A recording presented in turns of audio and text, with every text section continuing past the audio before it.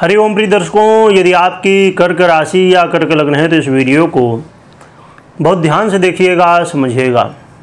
इस वीडियो में हम समझने वाले हैं कि अब देवगुरु बृहस्पति प्रचंड शक्तिशाली हो चुके हैं। बहुत ज़्यादा इनके पास जो पावर है ना वो प्राप्त हो चुकी है इनको।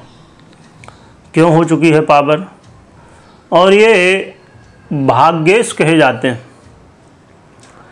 आपके भाग्येश हैं और सभी के भाग्य विधाता भी हैं। तो वो देवगुरु बृहस्पति जो कि ग्रहों में सबसे शुभ ग्रह माने जाते हैं, अब ये अपनी स्थिति में बहुत पावरफुल हो चुके हैं। तो क्या प्रभाव देंगे? अच्छा देंगे, बुरा देंगे, क्या उपाय करने होंगे, सभी कुछ जानेंगे। क्योंकि कभी भी जब कोई ग्रह बलवान हो जाता है तो वो अपने जो प्रभाव हैं अच्छे या बुरे उनको पूरी तरह से देना शुरू कर देता है। क्या स्थिति है, आइए समझते हैं। वीडियो को बहुत ध्यान से देखिएगा और ग्रह स्थितियों को हम समझेंगे, उन्हें भी बहुत अच्छे से समझिएगा, तभी आपको फलादेश समझने में आसानी होगी। प्रिय दर्शकों, गुरु का ये गोचर काल वर्तमान में मिथुन राशि पर हो रहा है, गोचर चल रहा है। परंतु जब आप किसी भी विषय के गहराई में, ज्योतिष की गहराई में जाने की कोशिश करेंगे तो पहले तो आप राशि का विचार करेंगे, और गहराई में यदि जाना है तो आप नक्षत्र का विचार करेंगे। बिना नक्षत्र के विचार के यदि आप राशि का विचार करें तो ऐसे में कई बार चीज़ें सही देखने को मिलती हैं और कई बार गलत।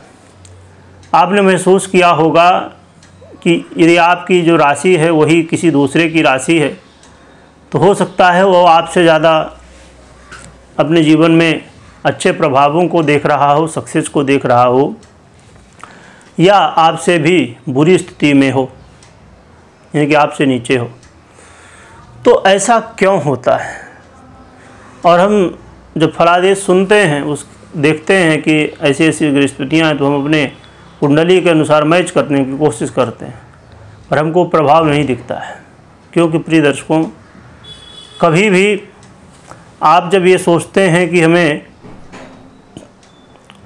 समझना है तो आपको राशि वाइज नहीं, आपको नक्षत्र का विचार, चरण का विचार इत्यादि जितना गहराई में आप जाएंगे उतना ही ज़्यादा सटीकता देखने को मिलेगी, है ना। अंश विकला कला इत्यादि। तो यहाँ पर हम चर्चा करेंगे नक्षत्र की। देवगुरु बृहस्पति लंबे समय से चाह तो रहे थे कि आपको फल दें, पर बेचारे फंसे हुए थे राहु के प्रभाव में, राहु के माया जाल में। क्योंकि अभी तक ये आर्द्रा नक्षत्र यानी कि राहु जिसके अधिपति हैं उसमें गोचर कर रहे थे।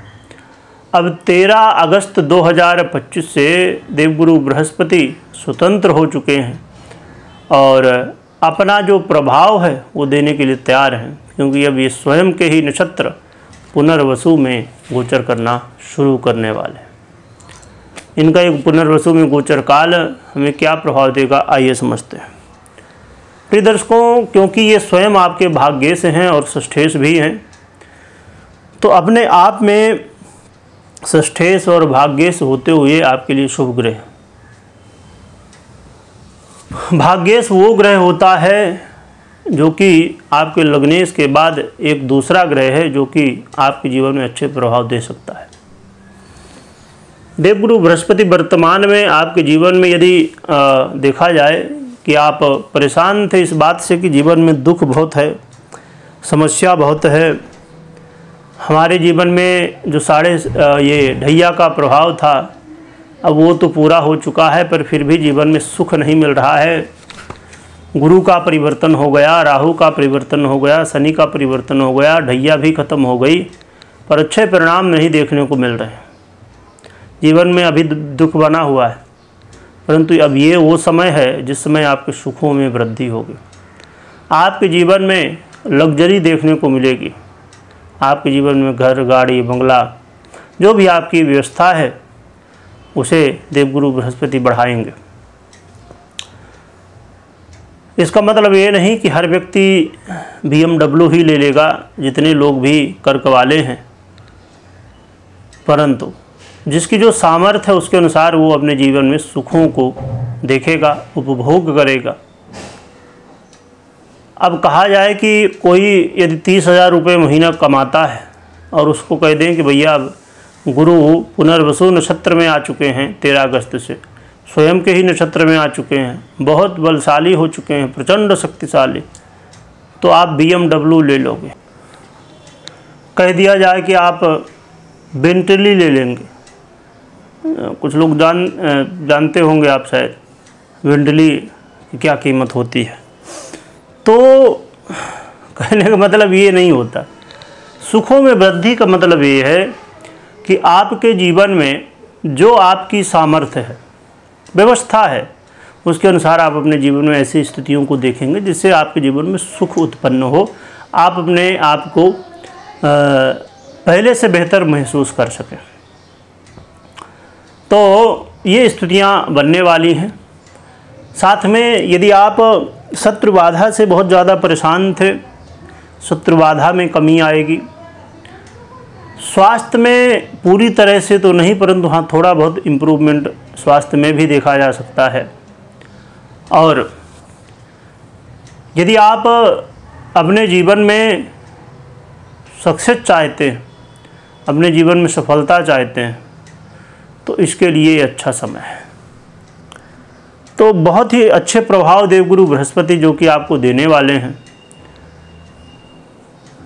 इसके अलावा भी एक महत्वपूर्ण स्थिति ये है कि जो लोग विदेश से संबंध रखते हैं, ऐसे लोगों को भी बेनिफिट जो है देवगुरु बृहस्पति देंगे, या विदेश से संबंध बन सकता है, तो ऐसे में आपको लाभ मिल सकता है। परंतु क्या हमें उपाय करना चाहिए जिससे देवगुरु बृहस्पति और भी अच्छे प्रभाव दे सकें? आपके लिए उपाय के रूप में सबसे सरल साधन है भगवान नारायण की आराधना करना। और यदि आपने गुरु मंत्र लिया है तो गुरु मंत्र का जप करिए, नहीं तो देवगुरु बृहस्पति के मंत्रों का जप कर सकते हैं। इसके अलावा कोशिश करिए यदि संभव हो, कहीं आसपास मंदिर हो वहाँ जाइए और जो भी सेवा का मौका मिले वहाँ पर सेवा करिए, तो इससे आपको सहयोग मिलेगा। बाकी कभी भी कोई भी निर्णय आपको लेना है तो अपनी पर्सनल कुंडली के अनुसार लीजिए। और इसमें ये भी देखिए समझने की आवश्यकता है कि यदि गुरु की स्थिति आपकी कुंडली में बहुत अच्छी है तो फिर ये सभी शुभ प्रभाव मिलेंगे आपको, परंतु ये पीड़ित अवस्था में है तो फिर ये जो शुभ प्रभाव हमें मिल रहे हैं, अच्छे फल मिल रहे हैं, उसमें काफ़ी हद तक कमी आ जाती है।